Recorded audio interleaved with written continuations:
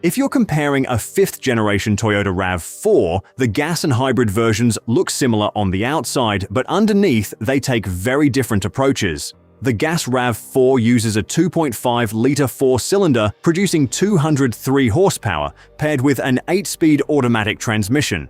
The RAV4 Hybrid uses a 2.5-liter 4-cylinder with Toyota's hybrid system, producing 219 combined horsepower. It also uses an electronically controlled CVT and electric all-wheel drive. But the number that matters most for this video is fuel economy. The gas RAV4 can be rated as low as 28 miles per gallon city, 35 highway, and 30 combined in the front-wheel drive LE. The hybrid is rated at 41 miles per gallon in the city, 38 miles per gallon on the highway, and 40 miles per gallon combined. That's roughly a 10 mile per gallon advantage in combined driving for the hybrid.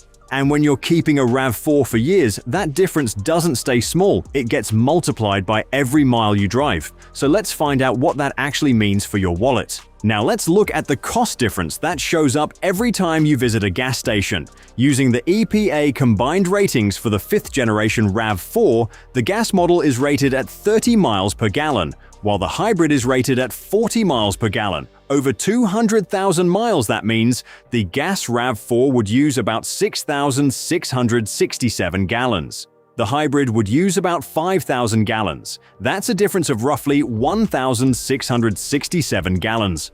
At an average gasoline price of $3.50 per gallon, that's about $23,333 for the gas RAV4 versus $17,500 for the hybrid. So the hybrid could save roughly $5,833 in fuel over 200,000 miles, and that's using the official combined ratings, not an unusually high real-world miles per gallon figure. Of course, your actual savings will depend on fuel prices and how you drive. But one thing is clear, the hybrid starts this long-term cost comparison with a potential $5,800 fuel advantage. Now let's see if its maintenance and wear costs make that advantage even bigger. This is where the hybrid starts to make a stronger maintenance argument. Both RAV4s still need the basics: oil changes, tire rotations, inspections, and filters. Toyota schedules these maintenance visits at 5,000-mile or 6-month intervals. But the brakes are different. The hybrid can use regenerative braking to recover energy instead of relying entirely on the friction brakes. That means the brake pads and rotors can potentially last much longer than they would on a conventional vehicle. Toyota still requires the hybrid's brake components to be inspected regularly, so this isn't a maintenance-free system. There's another interesting difference. Toyota's 5th-generation RAV4 hybrid maintenance schedule calls for the engine coolant at 100,000 miles and the inverter coolant at 150,000 miles, with those services repeating every 50,000 miles afterward. The hybrid battery cooling intake also gets checked every 5,000 miles and cleaned every 20,000 miles. So the hybrid doesn't simply have less maintenance, it has different maintenance. And the biggest potential saving comes from the components you're using less often, not necessarily the components you're servicing less often. That's why we need to look at the expensive hybrid-specific equipment next. Now we get to the part that makes people nervous about buying a hybrid, the expensive stuff. The 5th-generation RAV4 Hybrid has components the gas model simply doesn't have: an HV battery, inverter, battery control electronics, and electric motor generators. But here's an important number. Toyota's US warranty for hybrid batteries, starting with the 2020 model year, is 10 years or 150,000 miles, whichever comes first. The broader hybrid-related component warranty is 8 years or 100,000 miles, so reaching 150,000 miles doesn't mean the battery is supposed to fail. It means Toyota's battery coverage has ended. Beyond that point, the battery can continue operating normally, but if a major hybrid component does fail, the repair is potentially your responsibility. And that's the real trade-off. The hybrid adds systems that can eventually cost money to repair, but it also gives you a long warranty and lower fuel consumption while you're driving it. So we can't honestly call the hybrid more expensive just because it has more components. We have to see whether those extra components actually cost more than the money the hybrid saves, and that's where the final numbers get interesting. Now we can finally put the earlier numbers into perspective. over 200,000 miles, we calculated a potential $5,833 fuel advantage for the RAV4 Hybrid.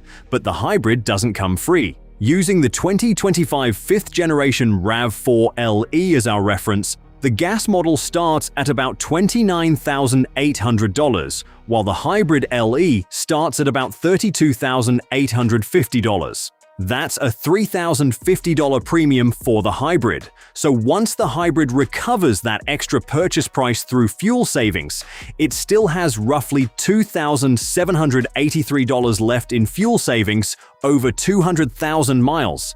And that's before we consider the brakes. Because the Hybrid uses regenerative braking, the friction brakes don't have to do all the work. That can mean fewer brake pad and rotor replacements over a long ownership period. We can't assign one exact dollar figure to that advantage because brake life depends heavily on driving style, traffic, and conditions. The same applies to routine maintenance. Both RAV4s require regular service, while the Hybrid has a few additional maintenance items, including inverter coolant service at 150,000 miles. Then there's the biggest variable: major repairs. The gas RAV4 doesn't have a high-voltage battery, inverter, or hybrid motor generators. The Hybrid does, so that $2,783 isn't a guaranteed final saving. It's the cushion the Hybrid has created after fuel savings recover its higher purchase price. If the Hybrid reaches 200,000 miles without a major hybrid system repair, its potential brake savings could make the gap even larger. But a major hybrid repair could reduce that advantage significantly. And that's what makes this comparison interesting. The Hybrid doesn't have to be cheaper in every category. It just has to save enough during normal ownership to overcome the costs that come with its additional technology. And now we have enough numbers to decide which RAV4 makes the stronger long-term case. So after all those miles, which RAV4 actually makes more financial sense? Based on the numbers we've established, the Hybrid comes out ahead. But that doesn't mean the gas RAV4 was a bad choice. In fact, it makes a strong argument for buyers who care more about a lower entry cost and mechanical simplicity. The Hybrid is different. Its advantage becomes more meaningful the longer you keep it and the more miles you put on it. That's the key. If you're someone who buys a vehicle and trades it in after just a few years, there may not be enough time for the long-term savings to matter as much. But if you're planning to keep your RAV4 for 10 years or more, the equation starts looking much more attractive. For that kind of owner, I'd choose the Hybrid. Not because it's perfect, not because the gas model can't be reliable, but because the longer you own it, the more opportunity you give the Hybrid's operating advantage to work in your favor. If you drive relatively little and want to minimize your upfront spending, the gas RAV4 remains a perfectly reasonable choice. But for a buyer focused on long-term ownership and higher annual mileage, the Hybrid is the stronger financial bet. And that's the real takeaway. The best RAV4 isn't necessarily the one that costs less today. It's the one whose strengths match the way you plan to use it. If you found this breakdown helpful, hit like and subscribe for more Toyota hybrid engineering explained simply. Thanks for watching, and I'll see you in the next one.